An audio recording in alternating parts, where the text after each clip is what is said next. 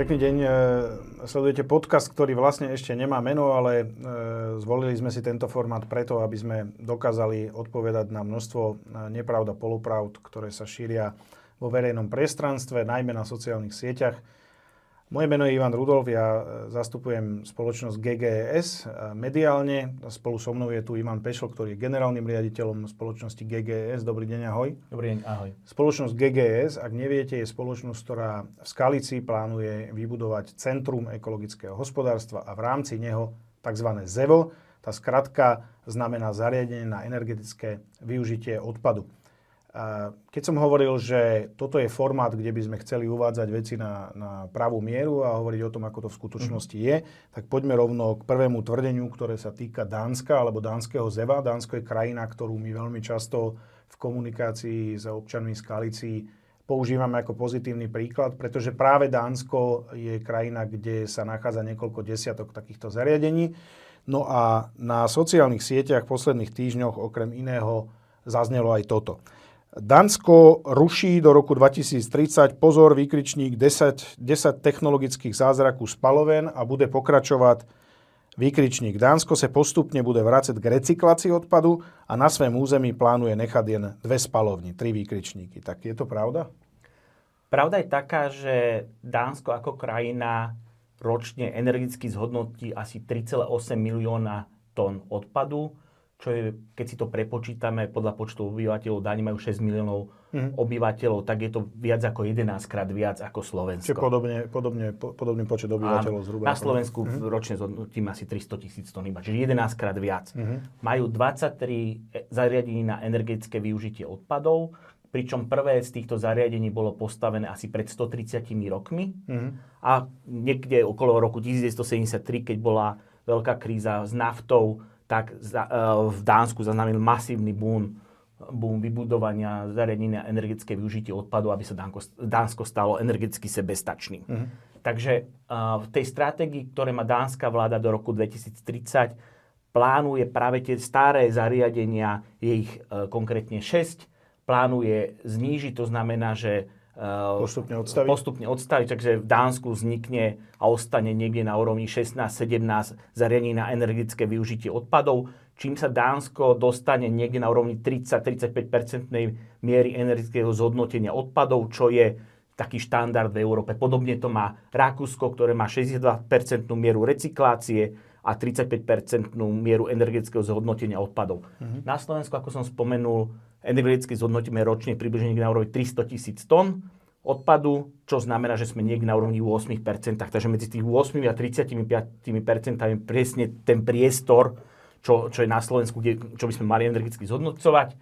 Keď sme si to prepočítali napríklad per capita s Rakúskom, tak ten priestor na Slovensku je niekde na úrovni 1,7 milióna tón odpadu ročne. Rozumiem, ale tá pointa tých komentárov je v tom, že ako keby naznačovala, že už aj Dánsko pochopilo, že to ZEVO nie je dobrá cesta, že je škodlivé a ide vlastne rušiť tie ZEVA a chce ďalej používať spalovne. Je to tak, alebo to je hlúposť? Nie je to tak. Dánsko po roku 2035 stále bude mať 16 tých zariadení a opakujem, že tá miera energetického zhodnotenia bude 35%. Zvyšok v zásade Dánsko recykluje, oni nemajú žiadnu mieru skládkovania, respektíve skoro nulovú. Čiže naša cesta by mala byť, čo my hovoríme, čo hovoria ako keby aj čísla, je to, že recyklácia nie je v žiadnom spore a odpore voči energetickému zhodnocovaniu, že to má takisto miesto v hierarchii odpadového hospodárstva. Je ideálne, keď sa prestane so skladkovaním a bude nejaká časť sa energeticky zhodnocovať a nejaká časť recyklovať. Možno by bolo fajn, keby sme vysvetlili, že čo to tá hierarchia odpadového hospodárstva vlastne je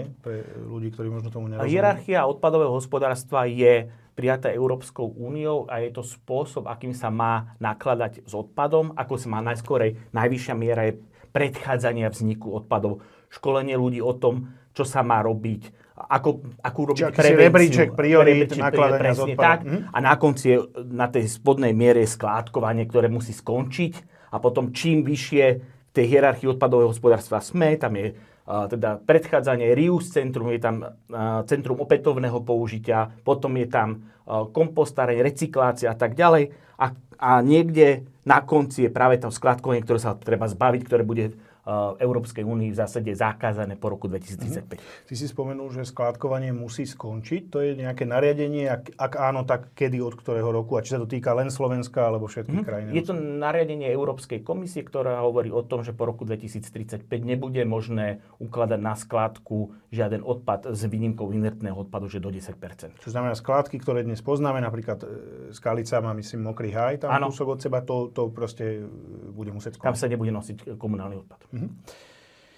Poďme na ďalšie tvrdenie. To je také ako keby, ani nie že faktografické, skôr také ako keby, že sa týka nejakého porušovania zóny pri Baťovom kanále, ktorá slúži na nejaké kultúrne vyžitie alebo kultúrno-turistické vyžitie. Konkrétne neželáme si žiadnu priemyselnú zónu na Baťovom kanále. Tak bude to pri Baťovom kanále, bude to priemyselná zóna, ako si to predstaviť?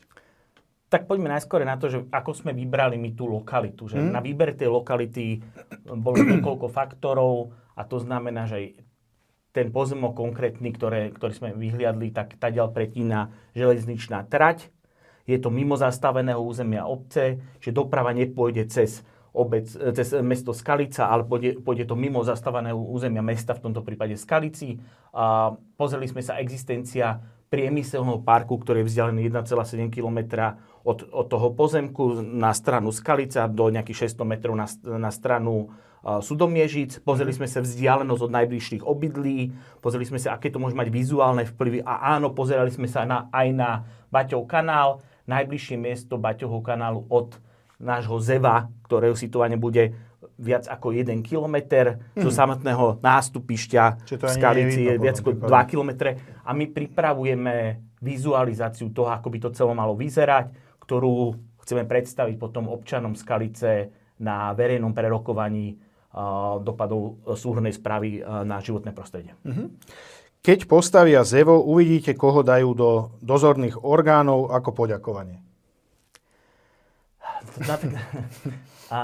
Myslím, že štatutárne orgány aj dozorné orgány spoločnosti GGES sú známe. Máme tam ľudí v predstavenstve, máme tam ľudí v dozornej rade. Neplánujeme robiť žiadne zmeny v týchto orgánoch. Myslím, že podobné komentáre, ktoré naznačujú akési prepojenie investora s mestom alebo s rozhodovaním poslancom sú pomerne časté. O tomto si čo myslíš? Ja absolútne odmietam, že by sme akýmkoľvek spôsobom ako keby mimo štandardných rokovaní, ktorými sme mali niekoľko prezentácií pre poslancov. To je úplne normálne, že mimo nejakého štandardu odmietam, že by akýmkoľvek spôsobom sme motivovali alebo nejakými účasťami v dozorných radách poslancov, aby nejako inak to rozhodnenie. Táto mediálna masáž má presne opačný efekt. Viac a viac ľudí je nahnevaných a nechcú, aby Skalica spalovala odpad minimálne 3 krajom. Tak my ako investor sa vyhýbame cielene nejakej konfrontácie s rozličnými komentármi na sociálnych skupinách, ktoré nás mnohokrát akože úplne neoprávnene obviňujú z čohokoľvek a snažíme sa podávať nejaké informácie verejnosti. Že od začiatku ten prístup nás k verejnosti je taký, že čo najviac informácií nech sa verejnosť dozvedie. Takže okrem toho, že sme spravili teda prezentáciu verejnú v kine, spravili sme nejakú návštevu v Cisterdorfe, kde si mohli ľudia pozrieť Zevo. Sme napríklad vydali zelené noviny, kde sme sa snažili obyvateľom priblížiť všetky plusy, ale aj mínusy, ktoré Zevo pre nich by mohlo mať. A keď toto urobíme, tak je to ako keby, že mediálna masáž, manipulácia. Alebo ešte neviem, čo som... Čiže keď nie sú informácie, tak je zle, že nie sú, a keď sú, tak je zle, že sú. Áno, presne, tak my sme celkom si potrpíme na to, že aby tie dáta, ktoré my dávame, aby sme mali na všetko nejaký zdroj, aby sme si nevymýšľali, že my vždy to, čo hovorím, tak snažíme sa, aby sme potom dodržali. Takže nechceme nikoho masírovať, chceme podávať pravdivé informácie. Prečo spaľovňa v Skalici a nie vo väčšom meste? Ja som sa snažil už akože na to odpovedať pri tej predchádzajúcej otázke, že my potrebujeme vybrať pozemok, ktorý je dostatočne vhodný na to, aby tam mohlo byť postavené zariadenie na energetické využitie odpadov. A tam je niekoľko parametrov, ktoré ten pozemok musí spĺňať. Jedným z nich je napríklad existencia železnice. Že cez ten pozemok je dobré, aby prechádzala železnica, aby sme do budúcna vedeli dovážať čo najviac odpadu po železnici. Potom je tam blízkosť priemyselného parku, aby to teplo a elektrická energia, ktoré sa vyrobí a zhodnotí sa tým ten odpad, tak aby sme ju mali kde distribuovať. To znamená, plánujú distribuovať do priemyselného parku v Skalici, do priemyselného parku do Sudomiežic, ale aj do Skalice ako samotné, jednak do verejných budov a potom do časti obytných budov. Takže toto sú vzdialenostné kritéria, sú veľmi dôležité.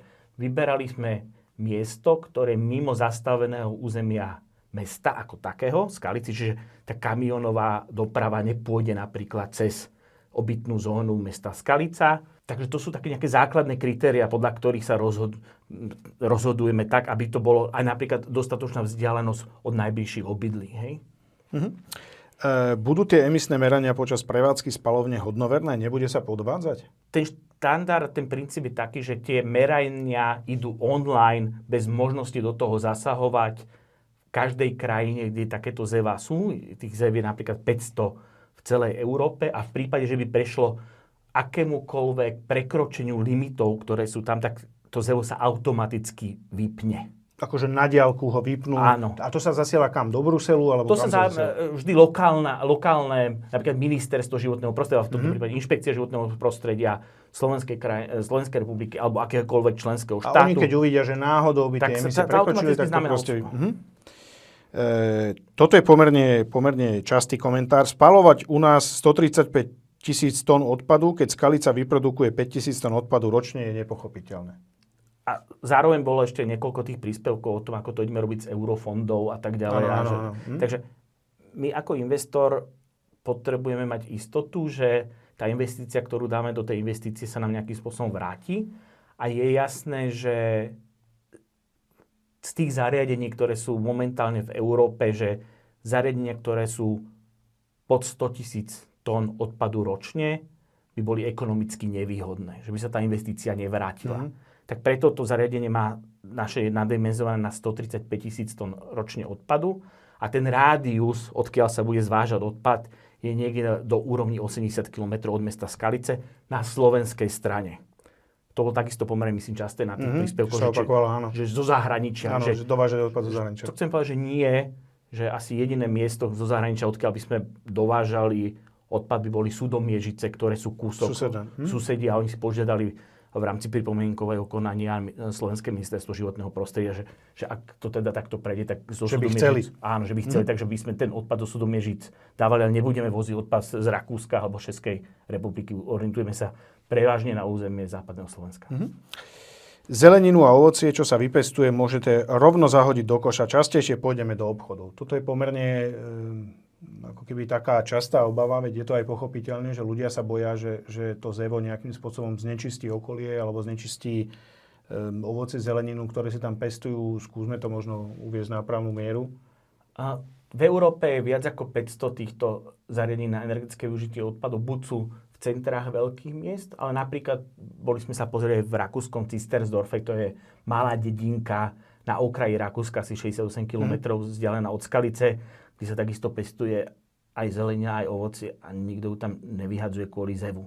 Že to ZEVO nezapácha, nemá negatívny vplyv na zdravie ľudí, ani negatívny vplyv ani na ovocie, ani na zeleninu. Ivan, ďakujem veľmi pekne, že si našiel čas. Vám, že ste nás sledovali a budeme radi, ak nám do komentárov pod týmto príspevkom napíšete otázky, ktoré vás zaujímajú a vidíme sa opäť na budúce. Dovidenia. Ďakujem pekne. Dovidenia.